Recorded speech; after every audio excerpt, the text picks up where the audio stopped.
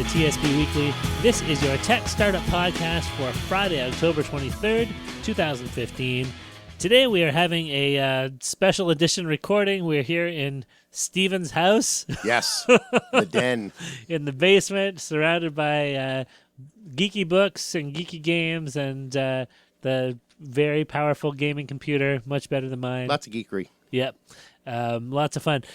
We have no guest this week because our guest that we had originally booked could not actually make it. Yeah, we had a death in the TSP family. Yes. So we had to adjust by a day. Yeah, it and didn't work nothing with the too guest. tragic, just so you know. It was like my 92-year-old step-grandpa who was very much ready to move along. To depart. He moved along. Yeah, so nothing tragic, but at the same time, schedules get changed, and you have to accommodate. I think this is an excellent example of how in the startup world, you know, the unexpected gets thrown at you, and you find ways to deal with it, right? Yeah, it's kind of like a pivot. And I think in our 72 episode history, yep. we took a couple weeks off for Christmas, and then we had one time ice storm when it was an ice storm when we couldn't physically get there. Yeah, that's right. If we were mailmen, we could have, or mail women. Yep. So, so one way or the other, we find ways to cope. We were just gonna grab a random person from some of the startup people we know and try to make it happen. But we thought, you know what? Let's make a special episode where we talk about the podcast as the startup and talk to each other a little bit about what's going on. It might be a shorter episode. It might be super lame. We have no idea. I think I have an idea. But we're going to see what happens. So we're going to go kind of meta and look inward a bit. Yes, at, sort meta. of how we started, where we're at now, and we're going to talk a little bit about the future, what we're hoping to do. Yes, we'll pull out our crystal balls and let you know that'll be where fun. things are going. So Darren, tell us a little bit about your product. Well, let's we can still do our old format of making the introductions. I don't think we've officially done that. So my name is Darren Conley. I'm a local tech entrepreneur here in Kitchener-Waterloo. Joining me as always is my wonderful co-host, fellow tech entrepreneur Stephen Campbell. How are you doing today, Stephen? I'm feeling very at home, very comfortable. Yeah, it's we have there's a nice fish tank beside me. I don't know if it's going to be picked up by the mics or not, but yeah, I asked them to nice speak a little bit. They were kind of timid though. Well, you know, fish. What can you do, right? Yeah, my wife made the comment just the other day that. Geez, we've been married 15 years or something like that, 16 maybe. Right. We got married in 2000, so I guess I should know that. Yeah, 15-ish, yeah. Dated for a lot longer than that. And she said, in the 20 years we've known each other or been dating, you've always had a fish tank of some sort or another. Really? And I have, yeah, now that I think about it. Excellent. Not that fish tank, but yeah. But a fish tank. Yeah, so I have my eyes on a larger one. Nice. Yep. I have no fish tank. For anyone who's wondering. I like them. They're calming. So, yeah, we're talking about the podcast here. And typically, for those who have heard a lot of episodes of our show, I don't think we've ever explicitly explained the format. But typically, we kind of explain, you know, we get into the product first. We talk about the product. Then we have a break. Then we talk about the history, like how things started, what was the inspiration. And that's not the case at the beginning. Like when we first started the podcast, we did some research and grabbed some newsy articles that were sort of timely, right? Just like tech news and stuff. So we would engage each other about the article, and then we would sort of and the guest slowly bring the guest in. Yeah, some were quicker to jump into the conversation about the article. Some didn't want to express many opinions. Right. And so it was interesting. And I think the reason we came up with that idea back in the day for the articles was, I think it was a few things. One, we thought we need a way to ease the guest into conversation. So maybe talking about some tech news is a good way to do that. Two, we thought, well, maybe if we talk about some tech news, we can use those news items when we're tweeting things out. We can tweet to the people that we were talking about and hopefully get some more shares and spread through social media. And I think we got a little bit of traction that way. We talked about the Google driverless car, and we talked about a new OS that came out. And goofy little, I think we talked about Yo back when it first came out and a few other things like that, right? Yep. And if any of those people, retweeted the podcast, then great, it was more, exposure for us, which is fine.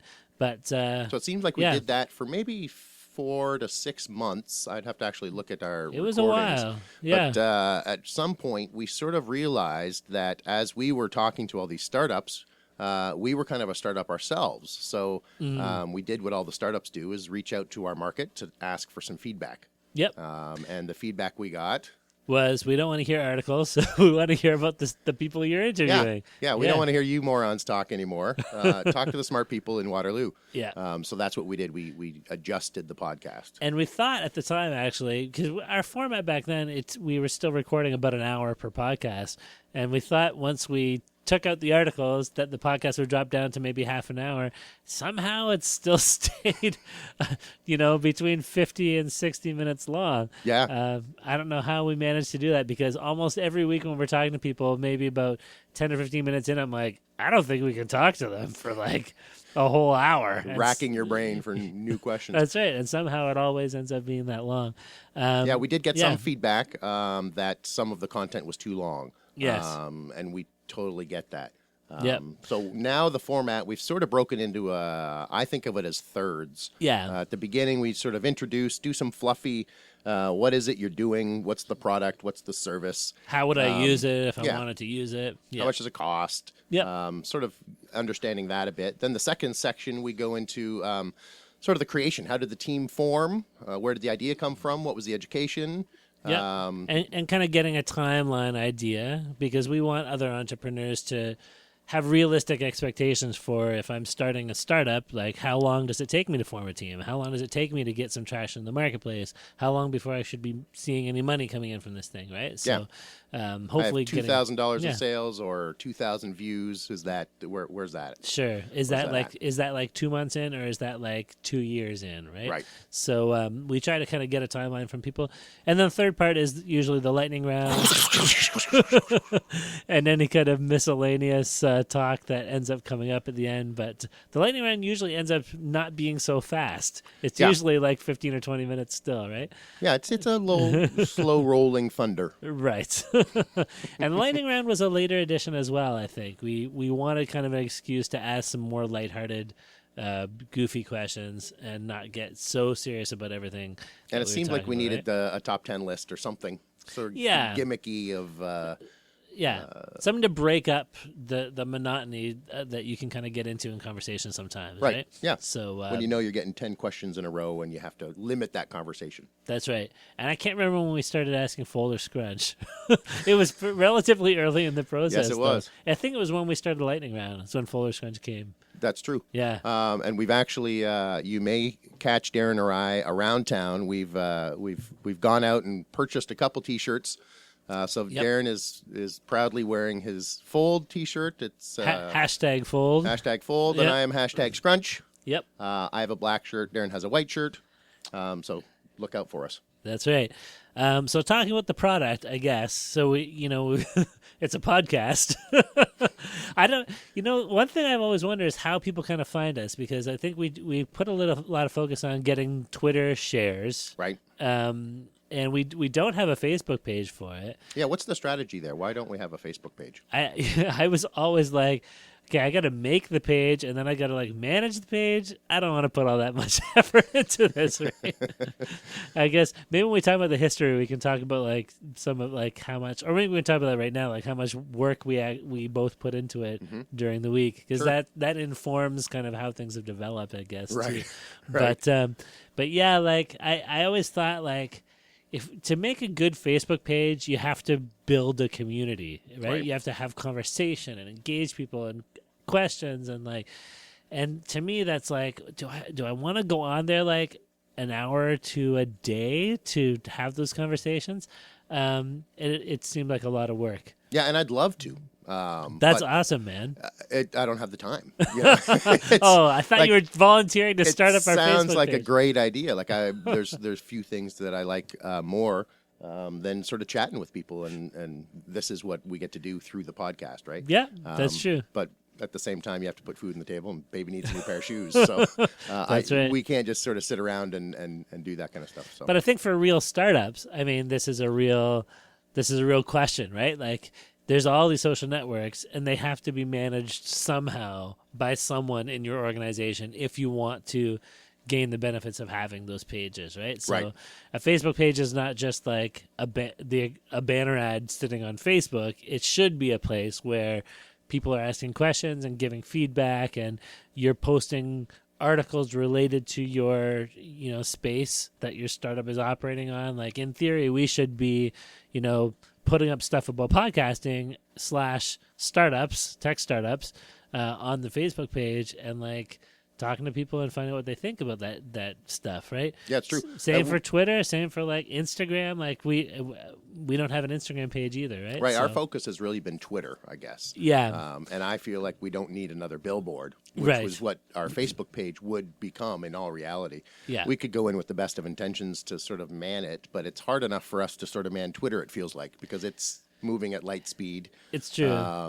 I think if we had like an intern or like a volunteer social media manager Right. or something, we could just say like, you know what, put in an hour a day, like sending out tweets, posting stuff to Facebook, like pictures on Instagram, whatever else people use, LinkedIn articles or something. Yep. Like, so that's where I share. I share two.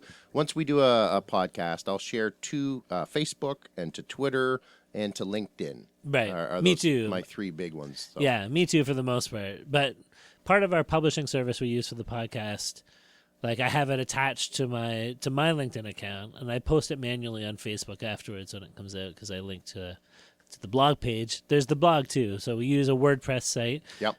to actually be a landing page somewhere online where people can find our library of stuff, right? So, and the reason why I think we went with a WordPress site is because it was very easy to set it up.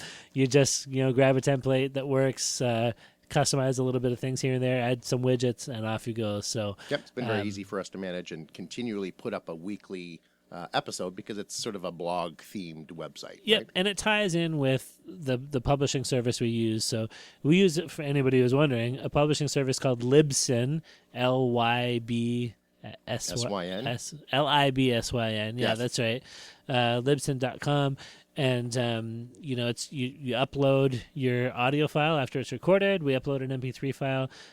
You add in all of the information you want to add. So as if you're typing like a blog post, more or less. You can add tags. You can add keywords.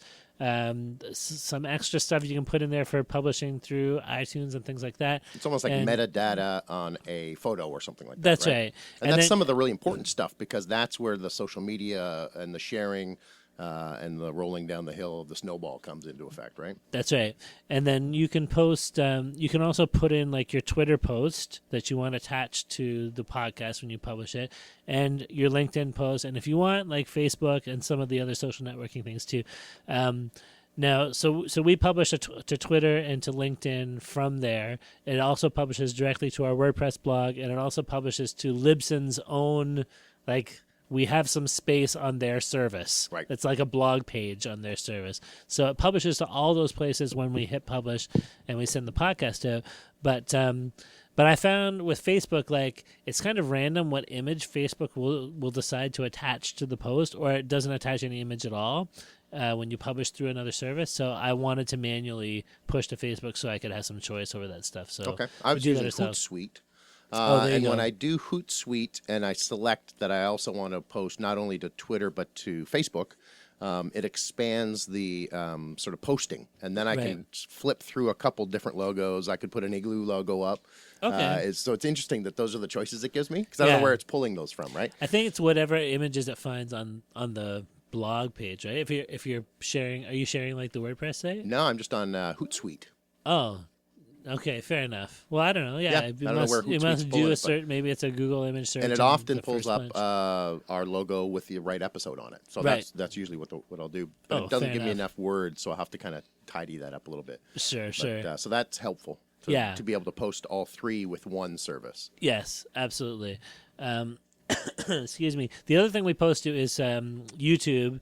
So we just started that maybe 10 episodes ago.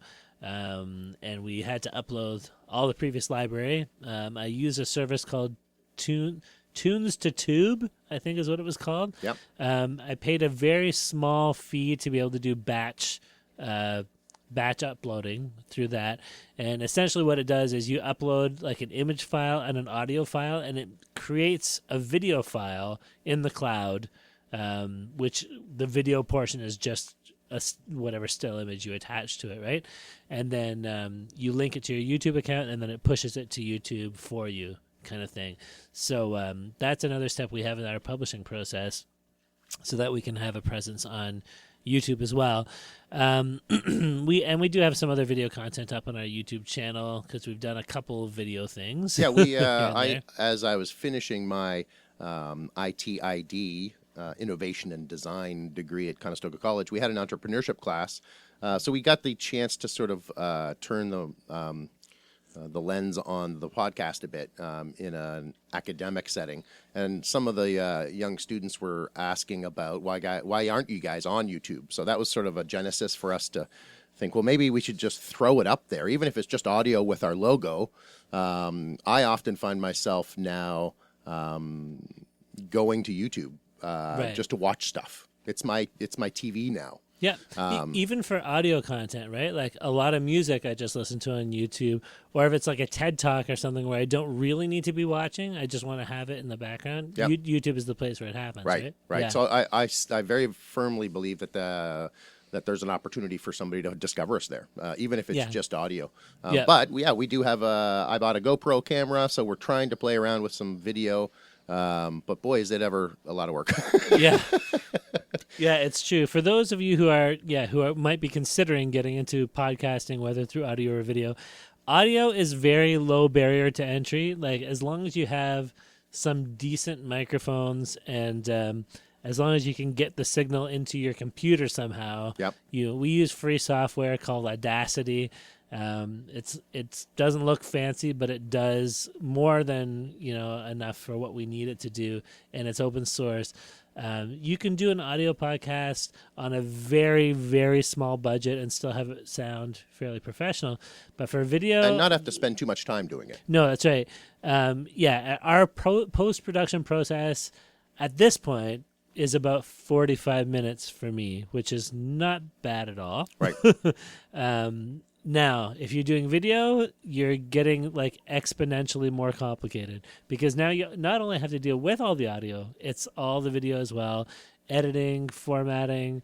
There's like synchronization issues. There's like you're adding graphics to things. You're doing transitions between cuts. Like it's 45 minutes will easily turn into like 10 or 20 hours. Yeah, and that's not joking. It's really interesting because I see that, it'll be 4 hours have gone by and I'm like, oh my God, I have a minute done of a video. Like, that's right. Holy moly. It's certainly a learning process, and I think I'll get much faster, and finding the right software is going to be helpful too, as I'm sort of learning the software and the process at the same time. Right. And I think, there are other people who have gotten good workflows for video. I think a great video production workflow, if you can pull it off, is to get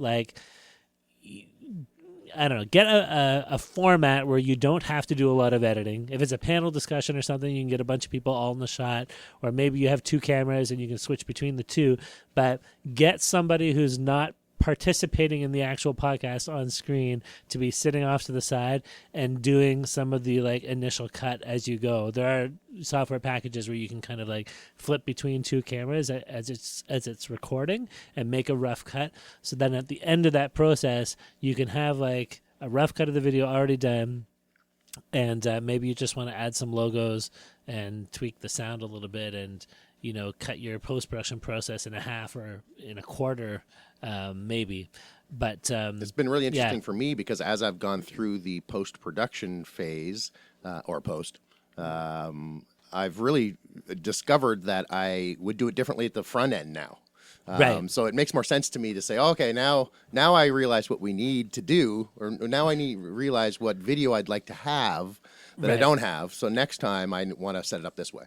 And I don't know, I think that's happened with us on an audio level sort of naturally. Like we've gotten better at interviewing and making people comfortable and getting them to talk in front of a microphone, because at the beginning it was more difficult. Yeah, and some of them I felt like a dentist at times, pulling teeth. It's true. And, I feel with any kind of, how would you categorize this kind of thing? With any kind of thing where you're talking in front of people or on stage doing something or presenting or teaching or these kind of roles, there's always a period at the very beginning where you suck Yep. and where you feel uncomfortable and you feel out of place. And then it's often remarkably surprising how fast you can kind of get into a groove. It might only take, if you're doing a podcast, your first 2 or 3 episodes before you feel completely at ease, right? So you're looking forward to that feeling? That's right. Soon? That's right. That episode It's only 72? taken 72 episodes for us.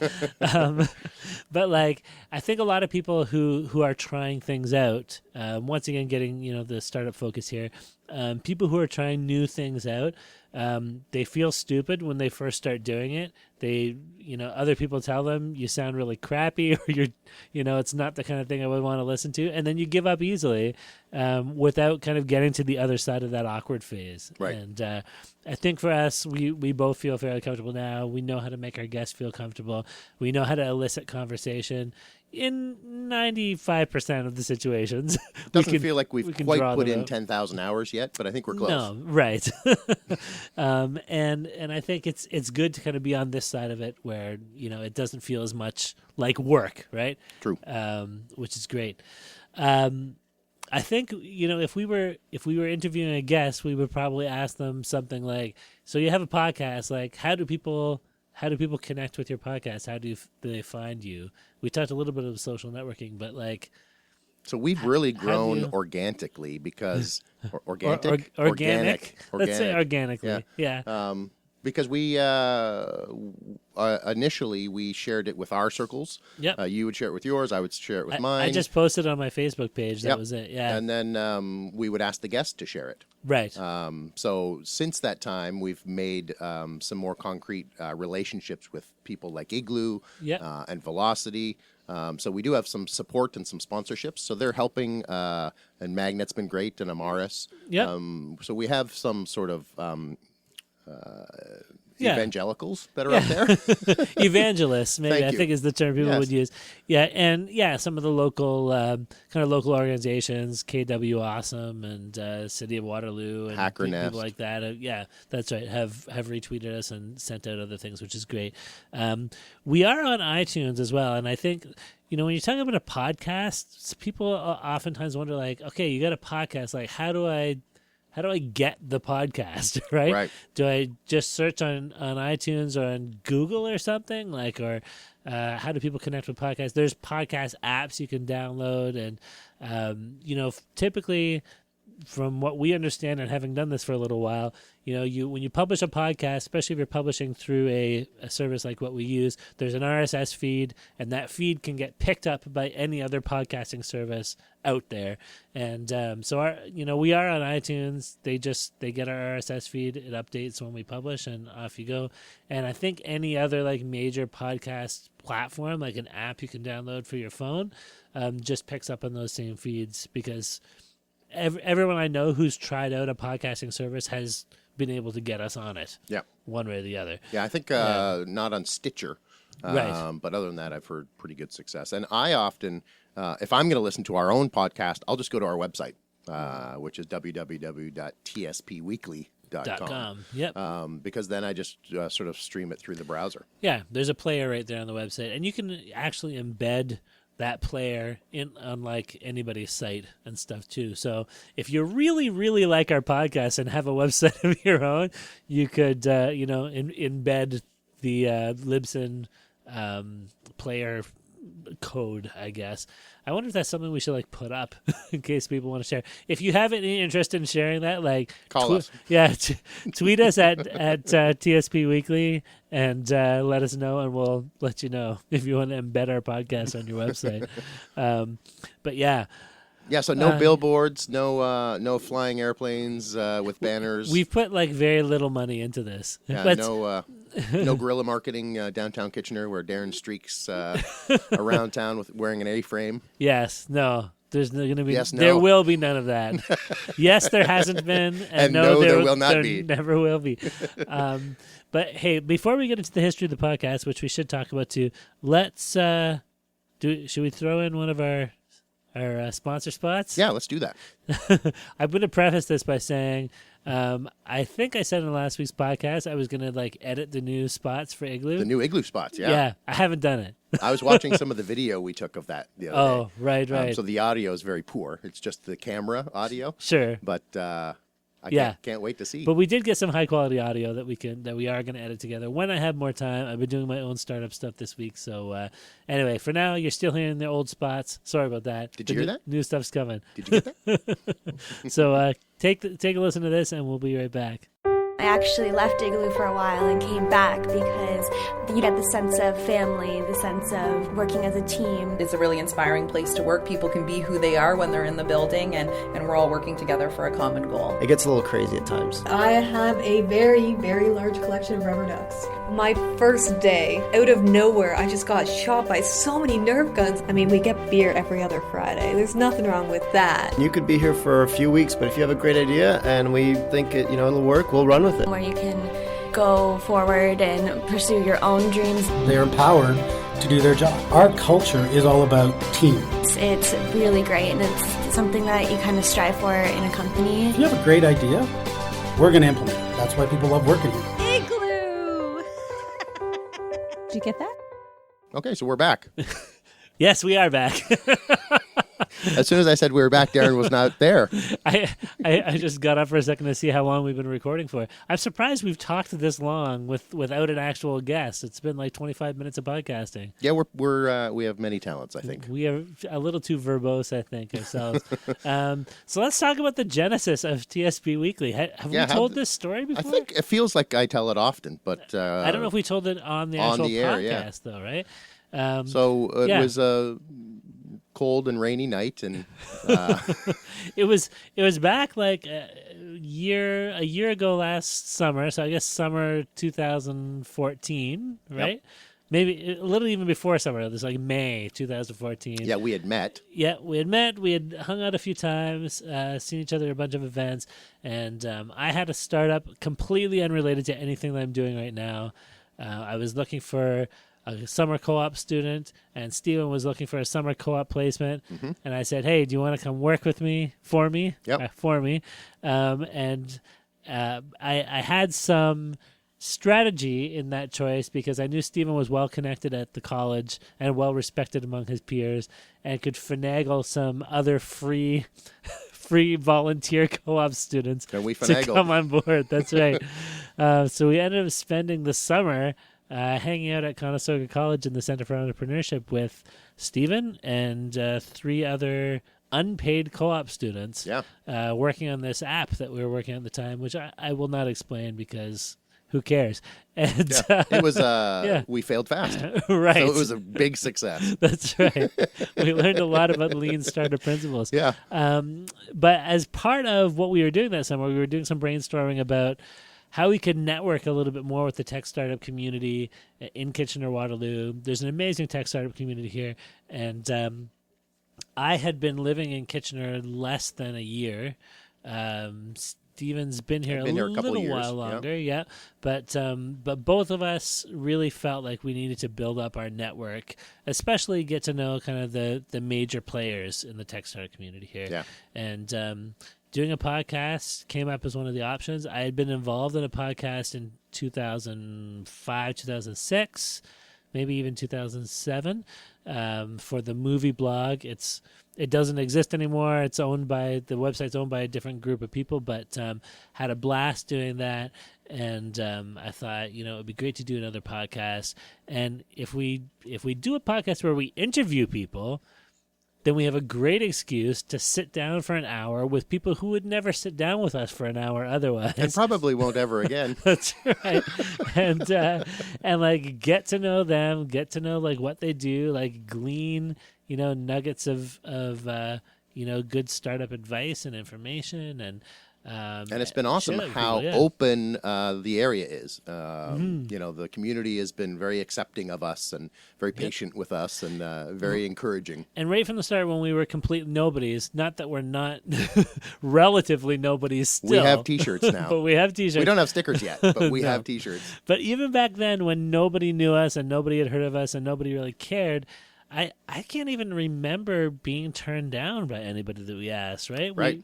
Like people who were like the head of major accelerators here, any startup that we talked to, like a few times people might have said, we don't want to talk right now because we're still kind of in stealth mode with our startup, but we'll talk later. But nobody who was like, no, we don't know you guys. Why would we talk to you? A podcast? That makes no sense to us. No, thank you. Everybody was like wide open and like, oh yeah, sure, book me in. Like, love to talk to you, which is great. And a great way to get started. So, and I think too, like at the beginning, we were asking like a lot of people that we kind of knew already, right? Yes. Yeah, we were going for some low-hanging fruit. That's right. And then organically grew through them because they would suggest people and make introduction for us. And yep, it's like when you join a network marketing company, a multi-level marketing company, and they're like, first you hit up all your friends and family, yep. then you talk to their friends and family, and then you spread out from there. So it was like the people we played poker with and kind of knew from, either from the college where you were attending or that we knew from around town. And that's one of the other things we did is we started a monthly poker game. Right. For over a year, we would have a poker game either here at my place or at one of our friends' places, Simon. Yep. And we haven't had the poker games for a while. I've actually had a few people ask us. Yeah, it kind of trailed off over the summer. We couldn't get enough. Everyone was gone for the summer. Mass force, and we haven't really kicked it back up yet. So. It might be worth looking into. Maybe November we should do another poker game. Yeah, that'd be fun.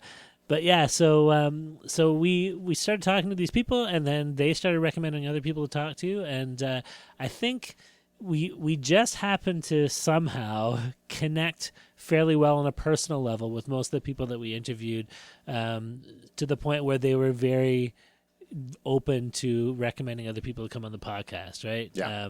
They weren't worried about their reputations being damaged by sending other people our way, which is great. Even when we asked them if they fold or scrunch. That's right. And somehow... a couple of things that really were epiphanies for me from our sort of fake it till you make it, just do it, just stumble through it. Yep. It's not going to be perfect. It's better done than perfect. Yep. So it was a really good, because I'm often a thinker and will be sort of paralyzed by options and analytical analyzations of things. And so to just put my head down and do something is something that I am personally proud of, that we have sort of 72 episodes in a row. Yeah. So that's been really neat. But some of the things that we've been told about the podcast have been really interesting to me. Like our sponsor, Igloo Software, approached us out of the blue and said that we'd like to sponsor you guys. They do a lot of podcast sponsoring. Yeah. But they very clearly told us the value we have that I hadn't really thought of. Right. And what was that value? I thought we had value that was different than what people tell us our value is. We thought right? our value was like helping people who are doing startups get the word out. Yeah, getting the word out about local startups and having other listeners who might have startups, like giving them good advice. Right. Yeah. And Igloo very clearly told us there's two things that you provide us that we see value in. One is that you're local, that nobody else is here telling the story of the local community. In Kitchener-Waterloo. In Kitchener-Waterloo. Yep. Because that's where Igloo is. Yep. So that was a big thing for them. And the other is that they thought we could bring them employees. Right. Because we're talking to geeks. We're talking about geeky stuff. Yep.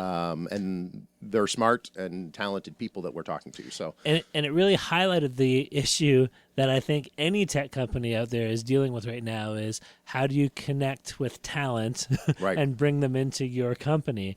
And so in Igloo's eyes, they were like, well, the people listening to the Tech Startup Podcast at TSP Weekly are likely going to be people, or more likely going to be people who are developers or who have tech talent of some sort. Right. And here's a good avenue to, get them to consider coming to work at Igloo. And we had never thought of ourselves as kind of having a captive niche audience that way that other people might be interested in connecting with, right? And they didn't just think that. That was the case in their company. They had a couple employees that listened to us, and their employees, we still didn't know who these guys are or we ladies should find out one day. Yeah. Brought it to their attention, to management's attention, and said, you guys got to check these guys out and support them if you can. So sure. Thanks very much. So, the other thing that, the other epiphany that I had that I didn't realize some of our value is in talking to one of our new sponsors, Velocity, and Jude, I didn't realize that all these startups, like nobody has the answer. Like everybody's trying to figure it out. And one of the values that we provide is that we're a test ground for people to bounce ideas off of and to practice your first sort of media pitch. Yeah. And we've seen it very clearly over the 71. Some people are really good at it. Some people are not as good at it. We're not going to name any names. There's another value that we provide to sort of the startup world here in Kitchener-Waterloo is that you get a chance to just go on audio. Sometimes we'll do a little bit of stop shutter video. But it's not CBC or Fox News or, No, it's MSNBC. Definitely not Fox News. So it gives the startup a chance to sort of train and do a dry run and get that experience. Yeah, for sure. I think too that, when it comes to pitching, which is something that a lot of startups have to do, any kind of advice or opportunity to gain more experience always helps in the pitching world. And we kind of get people to pitch. It's not a formal thing. You're not seeing the PowerPoint slides or anything like that, right? Or the pitch deck. But I got to tell you, that first 10 minutes of our podcast is so interesting to me because if I'm still asking questions after 10 minutes, there's a big issue because I can usually get things fairly quickly. Yeah, we should know, like 1 minute into you explaining your product, we should know exactly what that product is. And if we don't, then you got to work on your pitch. Yeah.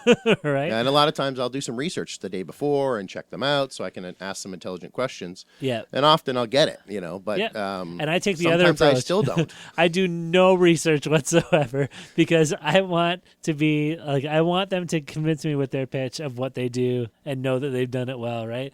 And if I'm still clueless, I'm going to ask every question I need to ask to figure out like what's going on here. Yeah. Most of the time we get there. Sometimes we don't. Yeah, a couple times we don't, and we often laugh afterwards. Like, what just happened?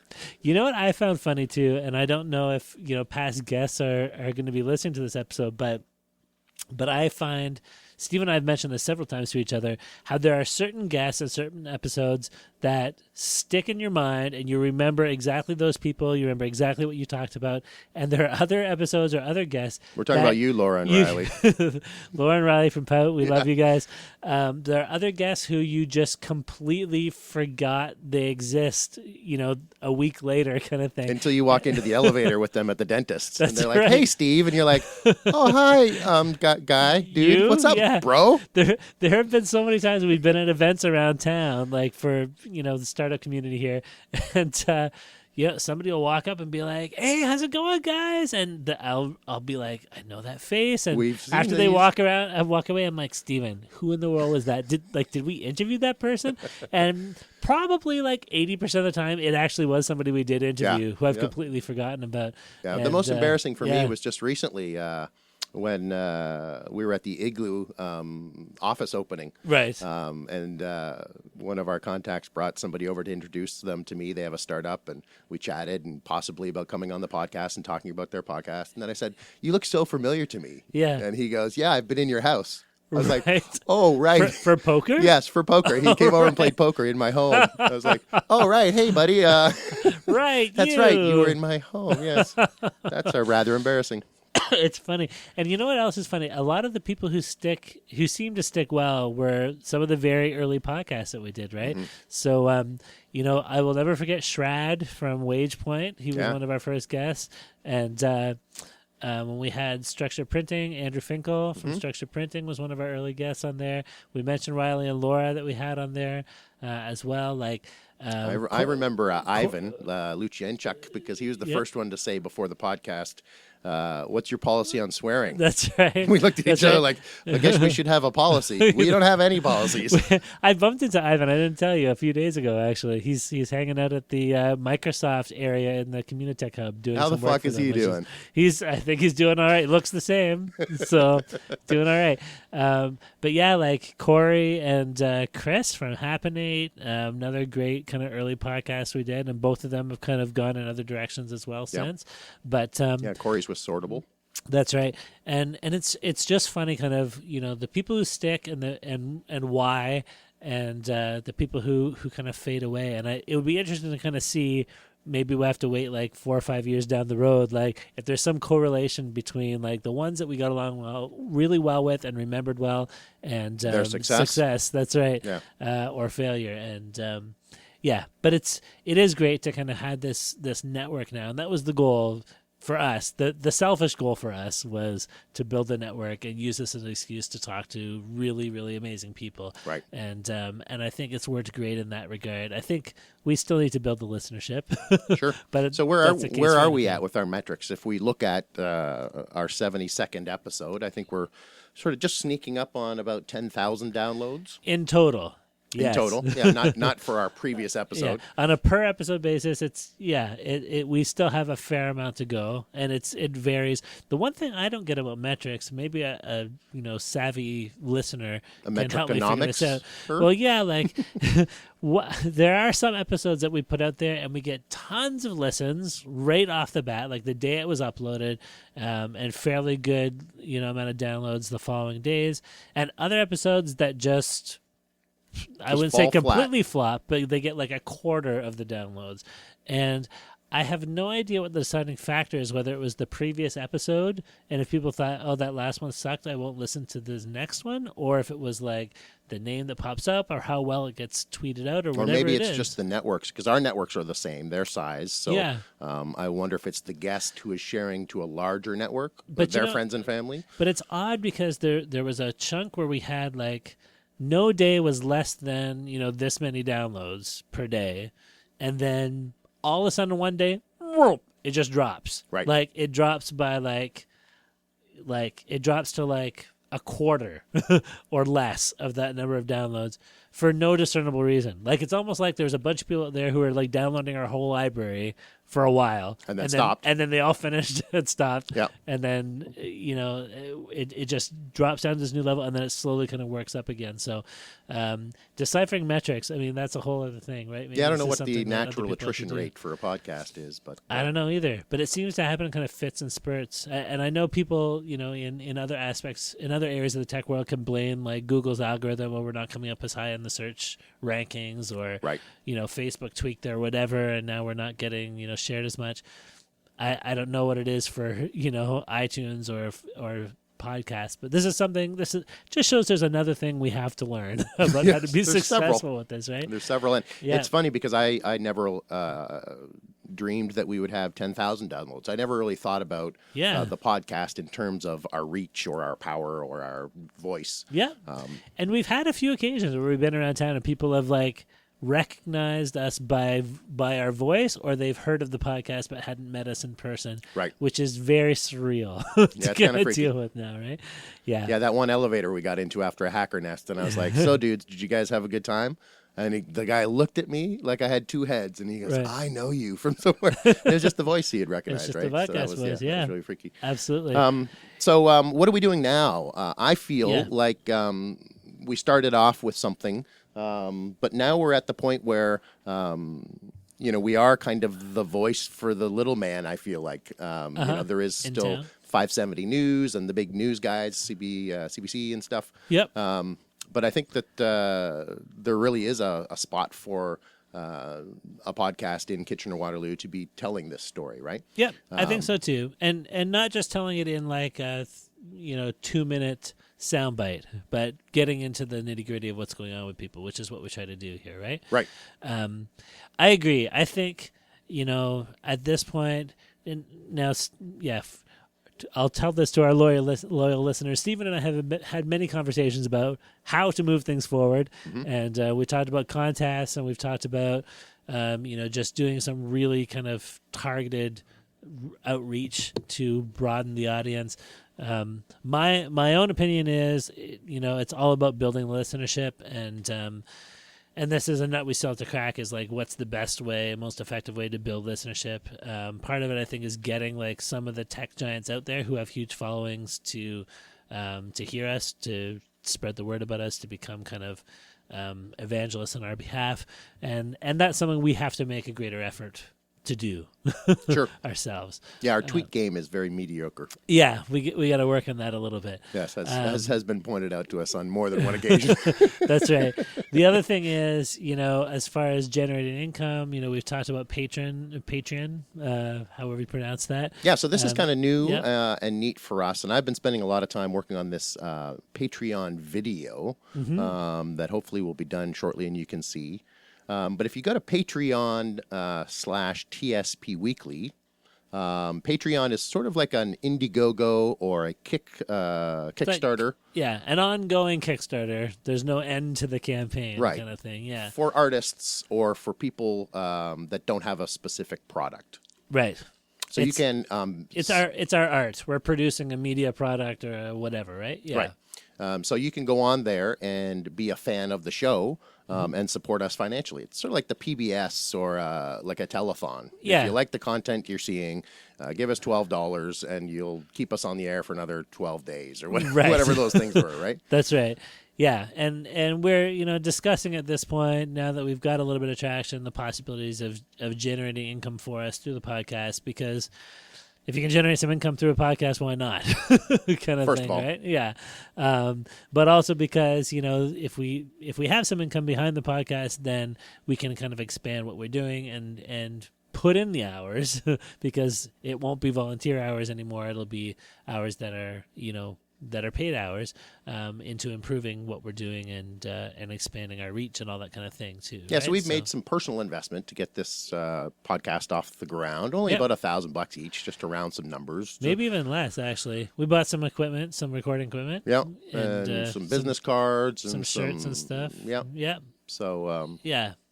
So yeah, we've made a little bit of investment. We're recovering some of that investment through sponsorships, but if we can get listeners that are willing to help kind of support us through Patreon and other means, then that would be wonderful as well. And just like Kickstarter or Indiegogo, it's got sort of some rewards. Yeah. So if you donate $1 an episode, or $5 an episode, or $10 an episode, you'd get different things. Yeah. So Darren and I are still working out sort of different ideas. I'd thrown around this structure. mystery box idea for a long time, which was sort of a box filled with swag from different companies we'd talked to. Yep. And bringing that to some smart people, the feedback I'm getting is lukewarm on that. So yeah, I think, well, at least in town here, people get a lot of swag from a lot of other events and stuff, so maybe they just don't want more swag. Yeah, and when I turned that back on myself as a listener, I don't really want more swag either. Like, a new T-shirt's nice all the time, but I really don't need more stuff to sit on the shelf either. Fair enough. So one of the neat ideas that I am sort of percolating in the brain these days is the mystery dinner. Right. So that, I think, could be fun, could be cool, something I would want to participate in. I'm happy if someone else pays for it. Sure. If we get a sponsor who wants to pay for dinner for us and a guest of some sort. We have to contact Igloo's caterer because those duck balls were amazing. Love the duck balls and the bacon wrapped sirloin. So what we're thinking of trying to set up is something where a podcast guest or not a podcast guest, a podcast listener would get the opportunity to pick a couple guests, maybe one guest from our past sort of bevy of recordings we have. Yep. And then we would go out to dinner, and they would get to ask them questions and maybe even do a podcast at that dinner. Not sure. So still sort of in the brain storming stage. Still lots of ways we can work on but that. I'm a restaurant guy. Love the food industry. Have some contacts locally with some charcoal group people. Yep. So, yeah. I haven't been out to dinner with you yet, I don't think. That's true. And it would be nice. I'm looking forward to kind of seeing you in your element at some point. Yeah, I have a great lobster bib that I bring with me. Excellent. Yeah, it's really good. My own cutlery. I just lay it out in it's embarrassing for my wife, but sure. She's used to it now. Sure. I think on that note, we should take our second quick break here. We have the Waterloo Code Fest that's coming up. Like, literally, the kickoff party is tonight. Yep. If you're listening to this on the day the podcast is uploaded. And the event starts tomorrow on the 24th of October. So take a quick listen to this spot, and we'll have a little bit more for you on the other side. My name is Sarah McMullen, Director of Emerging Technologies. I'm Amara Skerson, and I run Hacker Nest in town. I also work at Magnet Forensics. Raj Sayan, I'm the Business Development Specialist for the City of Waterloo. CodeFest Waterloo. CodeFest Waterloo. CodeFest is our first annual hackathon that we're doing. It's pretty cool. October 24th to 25th at CG. We want to host the hackathon to be able to release our open data, let everyone know that it's available and it's theirs, and for them to code a mobile application for us to be able to use for the community. I'm really pumped because I get to be a judge and see what the cool creations are that come out of this. I'm judging from my Hacker Nest side. His Worship Mayor Jaworski will be judging. Some people call me the tech mayor. Very non-threatening people, so the participants don't need to worry. We have lots of data here. Building permit data. There's active transportation data sets. Cemetery data. There's trail maps. Parking infraction data. Parking infractions I'm interested in personally, just to see where to avoid parking. Also, I'm a cyclist, so if they can come up with better ways to bike the city, I'd be happy.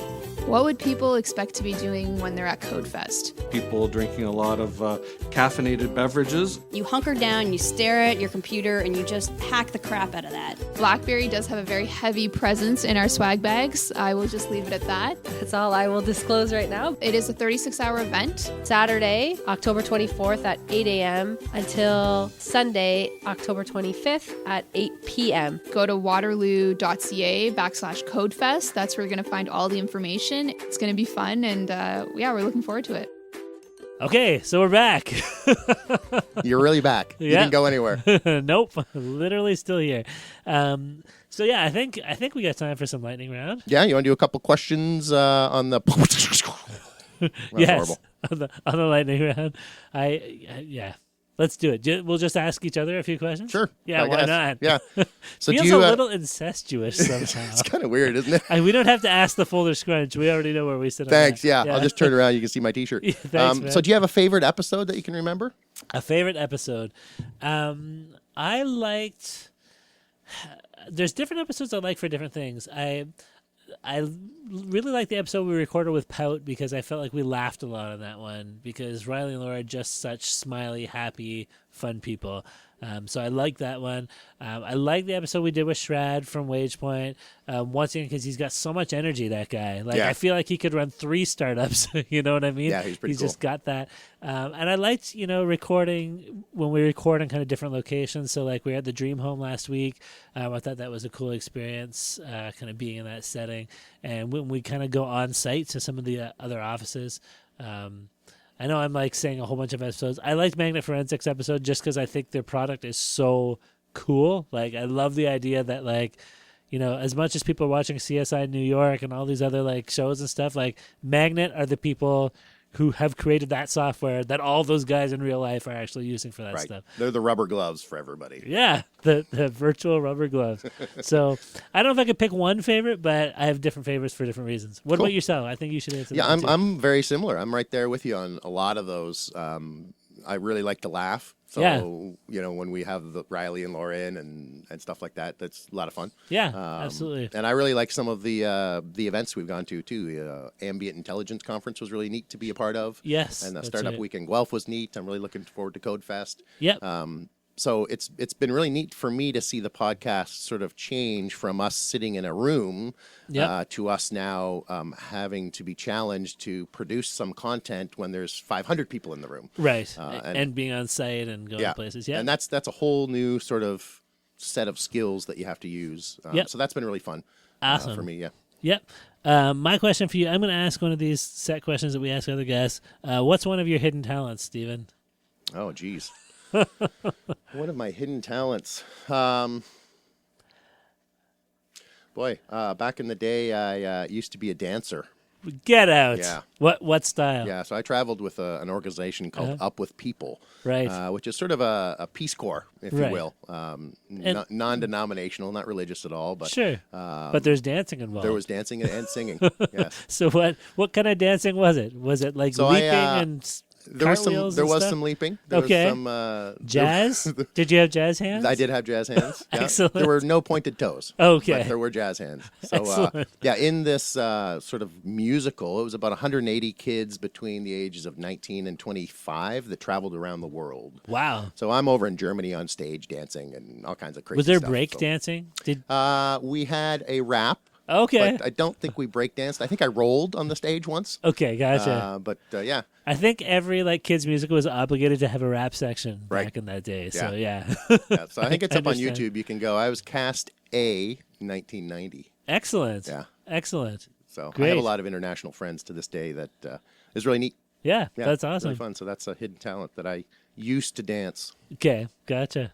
Yeah. I think it's your turn to ask now. So I'm going back into my genie. Oh, I'm going to solve the genie your mode. biggest problem. My biggest problem. What's your biggest problem right now? Man, my biggest problem right now is I got a lot of small problems. I don't know what the big one is. I guess if it's something in terms of my own actual startup, which I haven't talked a lot about on this podcast, but with the VR stuff that I'm working on for my own startup is we need to get people willing to pay us to do VR development. Yeah.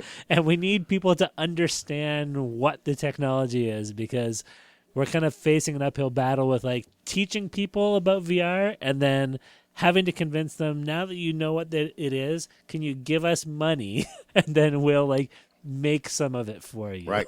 Sounds like a 3D printing problem. Right? Yeah, you have to kind of explain it and then sell it. That's pretty much what it is, right? So I feel like if somebody could just at least cause everyone to understand what we do, and then we can get to the actual sales pitch, that would be great. But I think realistically we're still looking at another year or two before the general public kind of has some sort of mental grasp of what VR is, what it can and can't do, how it can be used for your own interests, and all that kind of stuff. Don't you get tired of all that? And don't you just want to say, I don't care if you understand or know why or how it does it, just look at what we've done with it. Yeah, can't you just focus on the end? That's kind of what you have to do, is say, put this viewer on your face, look at this thing a little while, and then give me some money. Yeah, that's right.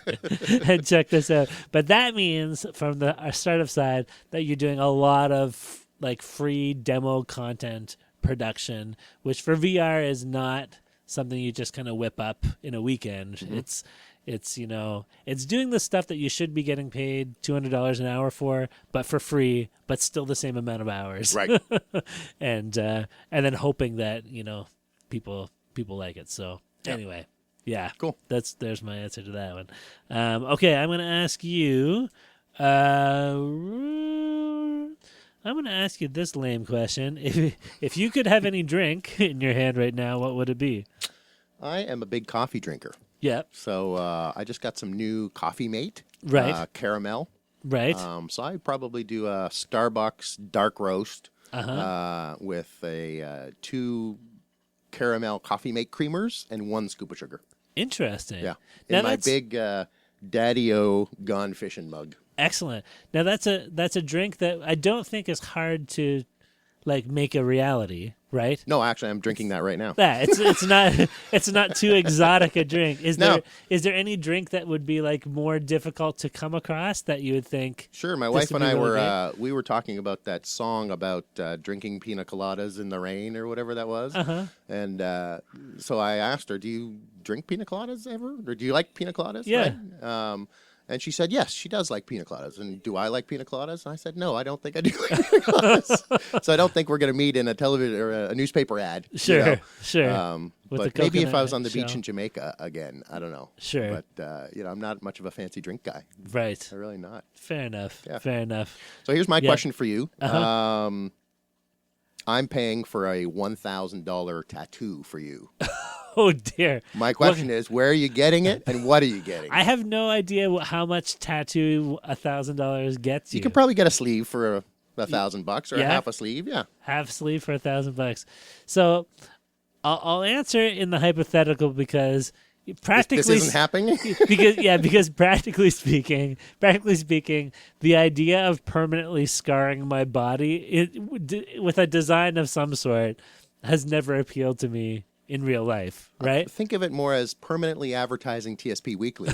Oh, so you're saying I should get our logo and maybe web I'm address? just putting it on the back porch, letting the cat drag it in. If I was to get a tattoo, it would have to be something like kind of quirky and ironic and humorous all at the same time. The Trogdor room is closed. Yes, I don't know, something like something that people read it, they kind of chuckle, and then they kind of pause and think, and they're like, that's kind of profound. And then like a week later, it just pops into their head and they're thinking about it some more. And then they tell their friend about it. Whatever that is. That's the best tattoo I've ever heard of. That's the kind of tattoo I got to get. I have no idea what it would actually be. It definitely will not be like Chinese characters or like thorn thing that people get. So you're thinking more Silicon Valley, Pied Piper I'm thinking garage logo. I'm thinking I need a tattoo that will change the world when people read it. One somehow. muscle flex at a time. That's right. You want to think about life? Bam. And then I pull up my sleeve. I'm like, give this a look. So you're going on your arm? Is that where you're going? You're not going chest or ankle? I don't know. I think arm is probably the least amount of hassle. That's what I want out of my tattoo, is least hassle. I hate putting these shirts on over this darn tattoo. Pain, man. And I heard if it's close to the bone, it hurts more, is what I've been told. So I'm gonna get it on my very non-bony arm. Fair enough. Sure. So all you tattoo artists out there. Yep. Call us up. All right. What are we at here? Is this my last question? Yeah, I think so. Let's make it my last question because whatever. All right. So, Stephen, your next startup gets bought out by Google for $500 million. What are you going to buy? Geez, what am I going to buy? I need a new gaming computer. You're still going to have a lot of money left over after that still. I But don't yeah, know. fair enough. Get into liquid cooling and a couple graphics cards. Oh, fair enough. Yeah, I probably would. Okay. Have you ever been like a car guy? Would you get a fancy car? No, I never have. And my parents never really were, right? They've done well, and they have never put a lot of money in their cars. It's all going to be self-driving soon anyway, right? Yeah. So who cares? Yeah. So maybe some travel. Yeah. I would probably go back to Europe again. Sure. Bigger fish tank, maybe? Oh, definitely bigger fish tank. Yeah, I would go up north to do a couple fishing trips up into the northern parts of Canada. Really? Pike and muskie hunting, and yeah, for sure. I feel like I've done the Florida fishing already. So for 20 years, I was on the beach in Florida. Yeah.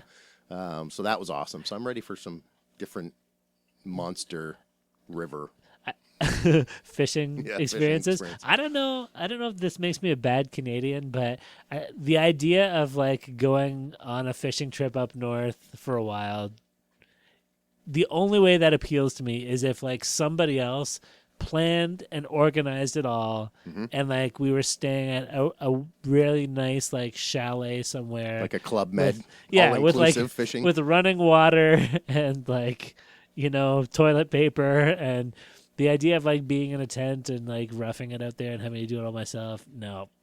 I don't even really want to eat the fish. I'm happy to catch the fish. I don't really enjoy eating fish. You catch them and hand them off. Yeah, I'll hand them to some guy who likes fish and be like, enjoy the fish. Here, I got some. One of the smartest things I did in Florida was befriend a Chinese restaurant. Right. The cooks.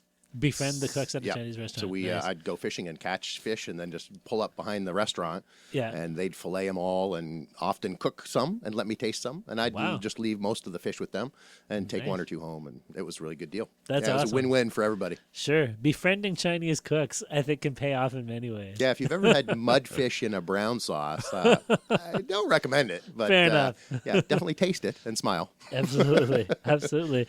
Well, I think that's probably good for the lightning round. We already know where we stand on the fold and scrunch. I squat on mine. Oh, jeez. Fair enough. So what's in the future for TSP Weekly before we wrap things up here? So go check out our Patreon page. Yep. And we'll put up a link on that on the website. Yep. Because it's hard to spell. And we'll hopefully have a good promo video for it up in the near future.